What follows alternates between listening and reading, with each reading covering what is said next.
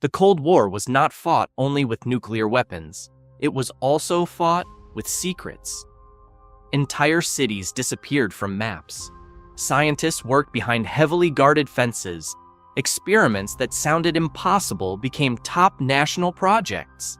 While America was racing to reach the moon, the Soviet Union was searching for something even more incredible, a way to defeat death itself. According to one of the darkest Cold War legends, somewhere beyond the Arctic Circle, hidden under endless snow and frozen mountains, the Soviet government built a secret laboratory unlike anything the world had ever seen. A place where death was not seen as the end. A place where top scientists, military commanders, and even famous cosmonauts were supposedly frozen inside huge cryogenic chambers, waiting for a future where science would be advanced enough to bring them back to life. The rumored name of this project was Project Arkhangelsk. Did the Soviet Union really believe it could bring its greatest minds back from the dead? Tonight, we're opening the files. To understand why people believe a project like this could exist, we first need to understand how the Soviet Union thought during the Cold War. In the 1960s and 1970s, Soviet leaders believed science could solve almost every human problem. Space travel, genetic engineering, artificial intelligence, mind control, psychic research, longer human life. To them, almost nothing seemed impossible. The government spent huge amounts of money building secret laboratories hidden from the public. Entire research cities operated under strict military security. Many scientists were not even allowed to tell their own families what they were working on. This secret world created hundreds of rumors. Years later, some of those rumors turned out to be true. Others are still mysteries. And somewhere inside this atmosphere of unlimited scientific ambition, the story of Project Arkhangelsk is believed to have begun. Several famous Soviet scientists died unexpectedly in the late 1960s. Their deaths worried military leaders. They realized something important. Weapons could be rebuilt. Factories could be rebuilt. Even destroyed cities could be rebuilt. But the brilliant minds of great scientists could never be replaced. So they asked a bold question. What if, instead of burying these people, they preserved them until future science could bring them? The secret facility was hidden deep inside the Russian Arctic, far away from cities, far away from satellites, far away from anyone who might discover it. Some stories say it was a huge underground base built directly into the frozen ground known as permafrost. Others claim it was hidden beneath an abandoned military airfield. No one knows which story, if any, is true. But the location had one big advantage. The freezing Arctic climate helped keep everything cold. Nature itself became part of the cooling system. This meant much less energy was needed to keep the chambers frozen. According to the stories, massive steel doors protected the underground complex. Beyond those doors were long hallways stretching deep beneath thick layers of reinforced concrete. Pipes carrying liquid nitrogen ran along every corridor. Every room was watched day and night. At the center of the facility was a place called the Cryogenic Hall. Inside stood long rows of giant cylindrical chambers. Each chamber held a human body floating inside a pale blue freezing liquid. Some people wore military uniforms. Others wore laboratory coats. A few were said to be Soviet cosmonauts. Every chamber had only a number. There were no names, only secret classifications. If these stories are true, these people were never treated like ordinary patients. The Soviet government considered them valuable national assets. They were not believed to be truly dead. They were simply waiting. Now this is where real science meets speculation. Cryonics is actually a real scientific idea.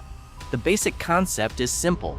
Right after a person is legally declared dead, the body is cooled to extremely low temperatures. The hope is that future medical technology will one day be able to repair whatever caused the person's death. Today, there are several organizations around the world that preserve human bodies or only the brain using this method. But there is one very important fact. No human being has ever been successfully brought back to life after long-term cryonic preservation. That is the key point. Cryonics is still an experimental idea. It is based on hope, not on proven science. But according to the Soviet project wanted to go much further. Instead of only freezing the body, the researchers were supposedly trying to preserve the human mind itself, because they asked one important question. What is the point of bringing a body back to life if the person's memories are gone forever?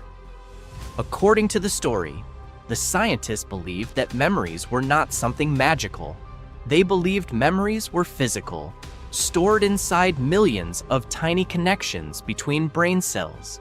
If those tiny connections could survive being frozen, then maybe a person's identity could survive as well. It was an incredibly bold idea. Even today, modern neuroscience is still trying to answer that same question. Can memories survive if the brain is perfectly preserved? No one knows for sure. This is where the story becomes even more mysterious. According to the rumors, the scientists built an experimental machine known only as the recorder. Before anyone entered cryogenic suspension, they supposedly spent several days connected to this machine. Their heads were covered with electrodes. Powerful magnetic sensors surrounded their brains.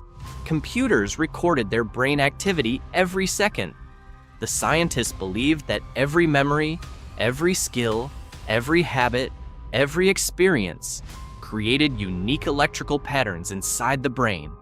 The recorder was not built just to observe those patterns. Its purpose was much more ambitious. It was designed to create a complete map of the human mind, a detailed neurological fingerprint of every person. Some versions of the legend even claim that the scientists believe future computers would become advanced enough to rebuild damaged memories using these recordings. Perhaps the most interesting part of the story is its connection to the Soviet space program. Cosmonauts were among the most respected people in the Soviet Union. They were highly trained, extremely intelligent, and in excellent physical condition. Some theories claim that Project Arkhangelsk secretly selected retired cosmonauts for the program, not because they were dying, but because they had knowledge that could never be replaced. Think about it. These were some of the first people to spend months in space. They knew what it was like to live in zero gravity. They understood space travel better than almost anyone else on Earth. The Soviet government believed their knowledge was too valuable to lose forever. What if those people could be preserved and brought back hundreds of years later to help future generations explore deep space? Then came the year 1991. The Soviet Union collapsed. Government ministries were shut down. Military bases were abandoned. Thousands of classified files disappeared forever. Some documents were destroyed on purpose. Others were sold illegally, and many simply vanished without any explanation. This confusion gave birth to many conspiracy theories. Former intelligence officers spoke about missing archives. Researchers found references to secret programs. But the documents that explained those programs were gone. Entire storage rooms had already been emptied before government inspectors arrived. Computer hard drives had been erased. Paper records had been burned. Scientific equipment had been moved to unknown locations. Supporters of the legend ask one important question. If Project Arkhangelsk never existed, then why did so many records disappear? The collapse of the Soviet Union was extremely chaotic. Millions of government documents were lost during that period. The story does not end with the fall of the Soviet Union. Some of the scientists who worked on Project Arkhangelsk never stopped their research. Instead of working for the government, they supposedly continued their work with private funding. The secret laboratories were replaced by small research centers, private institutes, and wealthy sponsors. Somewhere inside modern Russia, cryogenic research is still quietly taking place, but the goal has changed. During the Soviet era, the purpose was said to be protecting military knowledge and preserving the country's greatest minds. Today, the rumors claim the focus is very different. Now the goal is to preserve wealth, power, knowledge, and perhaps even the people who possess them. If tomorrow's technology can cure today's diseases, then maybe all we have to do is survive long enough to reach tomorrow.